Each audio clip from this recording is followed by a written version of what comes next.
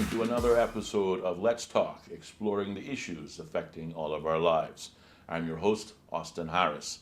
On today's episode, we pick up on part two of our exciting interview with Jean-Eric Smith, better known as Mr. Notch, and learning more about his exciting and inspirational career. So Gary Ebanks was a part of Local Motion, which was the band that played at DJ's Cantina.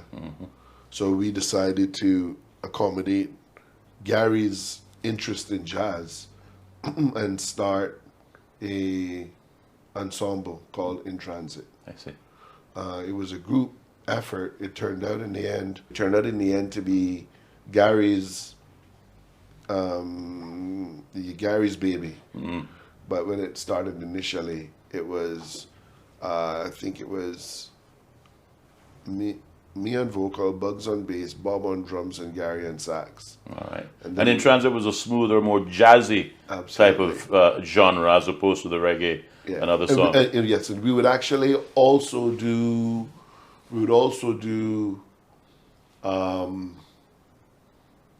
reggae covers, jazz renditions to reggae songs I see. that we do. Okay. So we'd always keep it spicy. And that's a good thing about performing live, you know? You can always have, it can be spontaneous. Right, right. And that's where the magic is, you know? You also mentioned Local Motion. Was Local Motion a performing band at the time when In Transit was also happening? So you were playing dual roles. Two bands. All right. I was singer in both. Okay. And then I stopped being singer in Transit. Gary tried out several different singers, and I think he ended up just doing it as an instrumental band. I see. In the end. All right. But that's pretty much, yeah. Well, despite this fantastic journey and incredible popularity of your individual brand, music in those days, and arguably even today, wasn't paying the bills. We talked about you being a child prodigy. So if you weren't going to school, you were going to work. If you weren't going to school or work, you were always going to band practice. And then, of course, you were performing in the evening.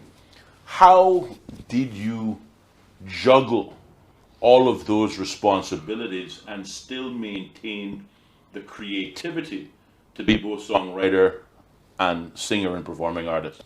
You know, looking back, it's all, I don't know. I really don't know how to answer that. I think it's just divine intervention. Right. I really have to chalk it up to the fact that, you know,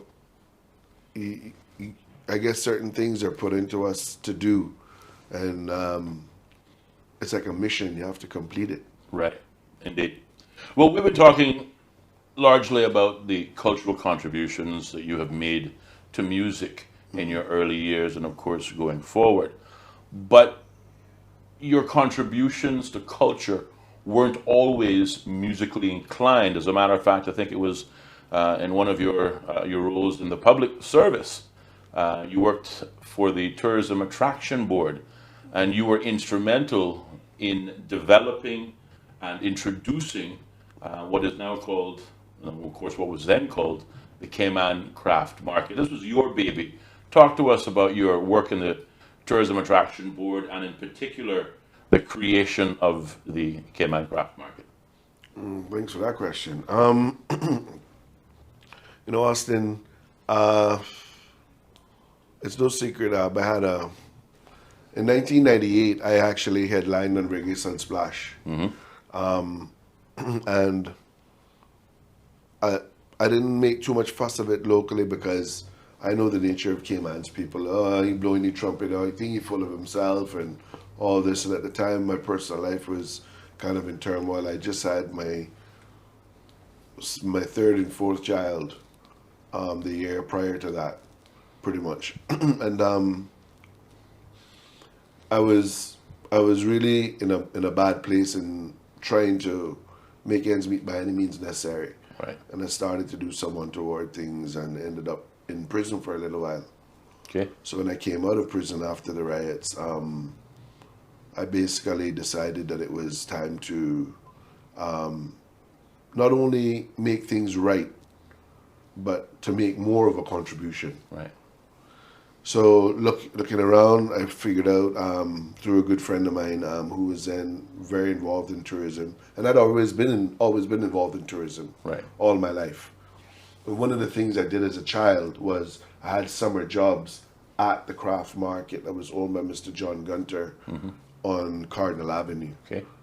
So I resented the fact that that was no longer there. But what he had was really a craft shop. It wasn't a market. It was a shop in our old marketplace. Okay. But I always wanted to expand on that concept.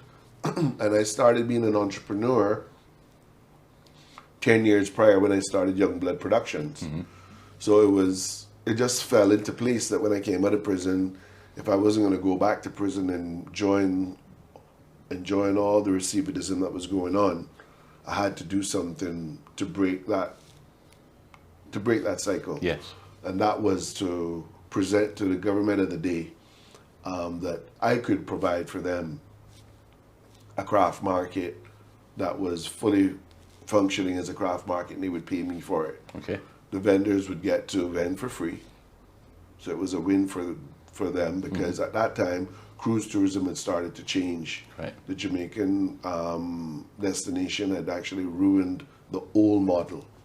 The Jamaican bus drivers had decided that they were going to take the passengers of the cruise ships wherever they wanted to go, which was usually to patronize their friends' little speakeasy bar Sure. or whatever. So the tourists would complain about that, and FCCA, Florida Cruise Association, started to crack down. Right. That was in the news, how it was going to be. So that also negatively affected the local crafters, because it used to be in Cayman that when you would go on a tour, you could stop at Miss Vivine's house to get something to eat, Right. or you could stop at Miss Lass's house or so to see her art, or you could stop somewhere and then you could make a donation, or you could buy something. Right. You know what I mean? So you couldn't do that at these ladies' houses, Miss Carmen in East End. You couldn't do that anymore. Yeah. So I decided, I have all these CDs that I've recorded, and I need to sell them. So what better way to do that than to get all the crafters together, and I create for myself a little music shop. Okay. So what I did was I basically put all the crafters together. I drive to East End in the mornings sometimes to get Miss Carmen and them, to bring them to Georgetown to set up. And I got the Almond Tree, which was next to Esso, the graveyard there. I got the proprietors of that. They didn't have any lunchtime business. So I basically brokered with them that I could bring them lunchtime business if they gave me the old Almond Tree site free of cost. Okay. So when I procured the site and I had the people, I went to the government with a full proposal and said, you pay me for this craft market and this is what it is. And for 20 years, the country's received a massive benefit Sure. from that. I was very proud to be at the 60th celebration of our coat of arms Yes. in the House of Commons, in the courtyard of the House of Commons in the UK. Boris Johnson wasn't even he wasn't even Prime Minister then. Yes, yes. He had given a speech, and when I went there, it made me feel so good to see that what we were showcasing and highlighting to the British public, those parliamentarians and everyone else, we had invited all those distinguished guests, was my craft market that I created. Right. So, it's one of those things. I was actually awarded the Gold Heritage Cross by CNCF, and also the Gold Medal of Merit for creating that craft market. And I think I'm considered to be one of the tourism pioneers. Indeed. Indeed. So a lot of work has happened within the 40 years of music. A lot of other things. I've worn a lot of hats and did a lot of things, and Quite right. I've always tried to keep the music alive while I've been doing that. Indeed. And that's important because it's the music that's me, and it's me that is the music. Well, let's talk some more about those hats that you wore. And of course, this next hat had a music correlation. We're going to fast forward to 2005. You, whilst always working to enhance your musical career in the background, you were also instrumental in securing the futures of other performing artists and DJs, both those who were active as well as those who were up and coming, when you were elected president of the Cayman Music and Entertainers Association, a post you would go on to hold for 12 consecutive years. And if not mistaken, 12 consecutive years would have taken you through 3 political administrations, crossing party lines. Talk to us about that time in your life, and what are some of the more memorable contributions you made to music as a whole, and to musicians as a whole, as your during your time as president of the Cayman Music and Entertainers Association? Well, I was around when the Music Association started in 1981.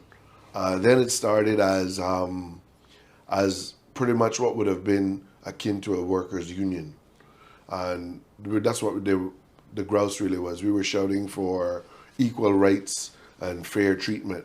The trade winds had just come to Cayman. That was a new advent, and they were taking all the work, and local musicians were up in arms about it. When the Juveniles came on the scene at the same time, I understood that. But as a young performer, I thought the Music Association should have been doing so much more to help to promote and push the talent of our youth. So one of the reasons why I decided to throw my hat into the towel for the Music Association was to try to make sure that the association would then have a more prominent role to play in the careers of our aspiring artists coming up, and those like the Juveniles who were trying to break that glass ceiling and get into the sphere.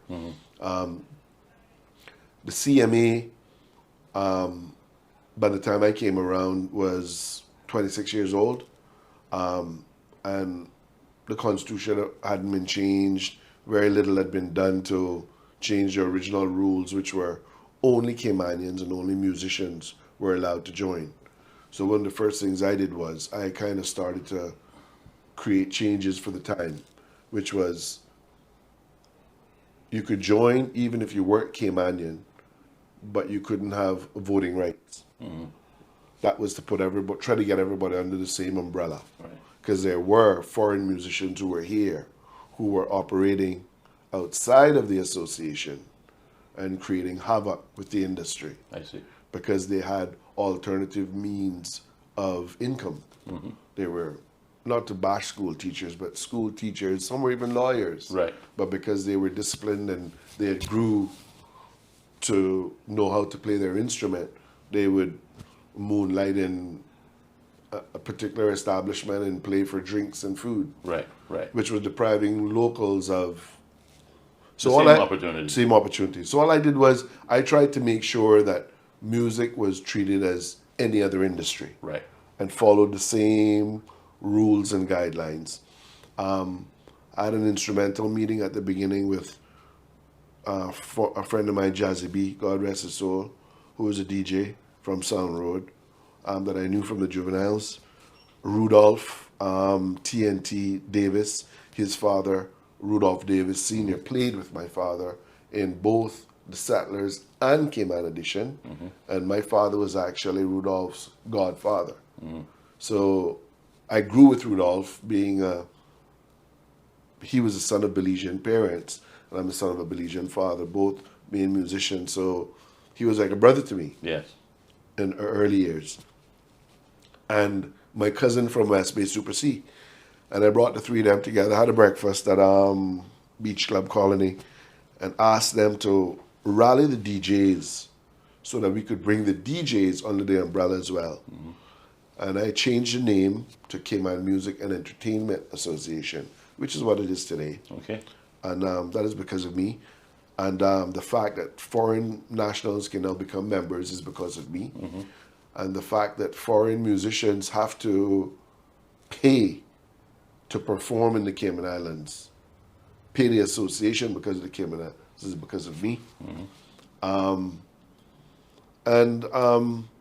not me alone. Of course. My board. But through your leadership. Through my leadership. Indeed. Yeah. Indeed. So I mean, those are just some of the milestones. Sure. I've ensured that there's been opportunities created for local musicians. Stuart Wilson, I think we took him to the Pan Am Games through the Ministry of Culture. Working with the Ministry of Sports, I took several musicians to the Commonwealth Games. So I was trying to create synergies within the government where possible that music had a natural role to play and bring these things together. And in doing that, I learned a lot about, unfortunately, about politics, a lot about our local politics in particular, and how things work in my country. Sure. And sometimes that's not always, it's not always good. But I believe you should always try to see the good in everything. And if not, then you should try to see how you can make it better. Quite right. Indeed. Well, you eventually left office in 2021, that is in your role as president of the Cayman Music and Entertainers Association, which has since allowed you to refocus your energies on your musical career, which shows no sign of slowing down. As a matter of fact, you recently just returned, I believe, from a 4-month whirlwind tour of both the United Kingdom and the United States, where you performed on stage at several venues with a band called Big Mountain, and also playing alongside such greats as Maxi Priest. If that wasn't enough, you also, I believe, during this time, released a number of singles. I think 2 singles were released and marketed whilst you were away.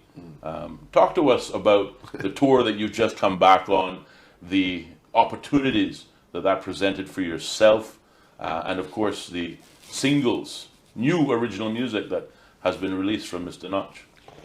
The Bigger Bag of Rhythm tour. Okay. That's the US, UB40's US tour. That's the tour I just came off of. Prior to that, I was in the UK touring with Big Mountain this summer and the summer prior. One of the best things about that, God bless his soul, I got to meet and spend some time with one of my mentors and heroes, Angus Udrumizeb from Aswad, who just passed away. God bless his soul. You notice we're wearing blue for the Queen, you know? Yes. So my condolences to the royal family as well. It's taken me a long time to get to the UK, and I'm glad that I finally decided to make that sojourn. And I'd like to let all Caymanians know that it's time now that we don't just sit on our laurels and we go out there and see the world, because it's a beautiful world out there. It is indeed. Absolutely. There's much to be learnt, and there's just so much to see and so much to experience, and the key to everything is networking. Yes. It's not about the work, it's about the network. Who you meet? Absolutely. But yeah, you know, I just came back from performing in Central Park, which was which is unprecedented for any Caymanian performer, but for me it's a bucket list. Right. Yeah. Performing in Boca Raton, performing in Boston, Detroit, Jersey, all over the U.S. seaboard, pretty much. Indeed. UB40's headlining the tour. Also on the bill, the original Wailers, Maxi Priest, and Big Mountain. I want to shout out all the guys at Big Mountain. Large up on yourself, my brother. There you See? go. Talk to us about the 2 singles that were released during this tour. Absolutely. prior to the tour, prior to the first tour, I released Reggae Man. Right. I released Black My Story, Right. which was in Black History Month in the UK. And that's still a song that's, all the songs are gaining traction and leading up to EPs that I'm about to release and albums that I'm about to release. Okay. And then after Black My Story, which is an original composition written by myself, I released Reggae Man, my version of Reggae Man. Reggae Man is a song that was actually written for the Juveniles follow-up album that was to be called Legend, that was never released. But Reggae Man was also recorded by Tabia, because it's songs like that that we all hold near and dear to us, and we just want to make sure that they stay alive. So it's a way of connecting up my past with the present. Right. In doing Reggae Man, it's a special song. It speaks about the plight of Caribbean people looking for a better life. And to follow up with that has been Got to Have Love, which is really written by Jamich. It's his first original recording, but it wasn't called Got to Have Love. It's called Love Is the Answer. His original recording. So it's my version of his original recording, Love Is the Answer. And I'm about to release now Search the Town, which is a Cayman classic to the world. Search the Town. Search the Town. And Search the Town will accompany several other songs that I have on an upcoming EP. Yes. Working with Mr. Noel Brownie from the Brownie Bunch, the infamous Brownie Bunch of Jamaica, who is now currently operating out of Birmingham, UK. Okay. So it's just been, COVID came and I was faced with a dilemma that I never thought I'd have to deal with in my elder years, which is that for all of my contributions to government and to my country, it seems as though I've been discarded. I was left without a secondment. I was left without a job or anything, and thank God and my parents for the gift of music, that I could actually go out and sing for my supper and continue with what I love. So I'm just trying to make the most of what I have and doing the best I can, keeping the hustle going, and hopefully there'll be a lot more. One of the best things that happened going on tour is in getting to meet people who truly recognize talent. They've seen a lot of talent come and a lot of talent go, and they want to work with something that they think is enduring. Yes. And I have a lot of those prospects now that That's I'm terrific. definitely going to try and stay on, That's terrific. I think it's also noteworthy to mention that whilst on tour, obviously building opportunities for yourself, an opportunity for you to stretch your creative legs, and of course the production of your singles and the promotion of them. I think it goes without saying that we should also mention that you took Cayman with you, and you were very much an ambassador for the Cayman Islands in all of these different locations, which may very well, serve to benefit our tourism product down the road. So it's not just Notch the performer, but it's Notch the Caymanian performer performing in Central Park. And I think that is noteworthy to mention. Looking back on your 40 years in music, which show no signs of slowing down, what would you say was the best advice you ever received? And what advice would you offer to our audience listening today? Perhaps there's a young Caymanian boy or girl with a passion for music and wanting to explore those pathways. What's the best advice you ever got, and what advice would you pass on to the next generation? Don't name your son Sue or Gene. Or Gene. No. Seriously. Best advice: believe in yourself. Obviously, that's first and foremost. And always walk with God. Never take Him for granted. And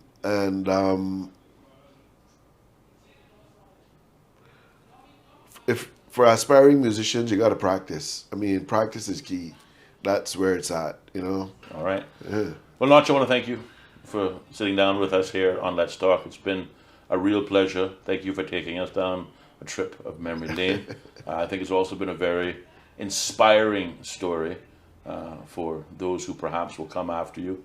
I'll give you an opportunity for some closing comments. Closing comments. No, I'd just like to thank you for the opportunity to come and speak to my people. Definitely, it's been a while. You know, it seems that we've lost a lot of good Caymanians while I've been gone, and people who have paved the way for where we are now. It's time for us now, the new generation, to really step up to the plate and do our part. We need to remain hopeful.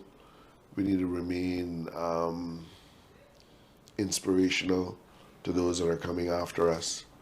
And we also need to make sure that we always represent for the Cayman Islands in a positive way. United we stand and divided we'll always fall. We need to remember that. Indeed. John Eric Smith, better known, more affectionately known as Mr. Notch, it has been a real pleasure, and thank you for being with us. Pleasure's mine, my brother. And to our audiences, we too hope you have enjoyed today's episode as much as we have. If you did, remember to like, share, and subscribe to our YouTube channel, and don't forget to leave us a comment. Remember to tune in every Tuesday and Thursday at 4 p.m. for another episode of Let's Talk, exploring the issues affecting all of our lives. I'm your host, Austin Harris. Until next time.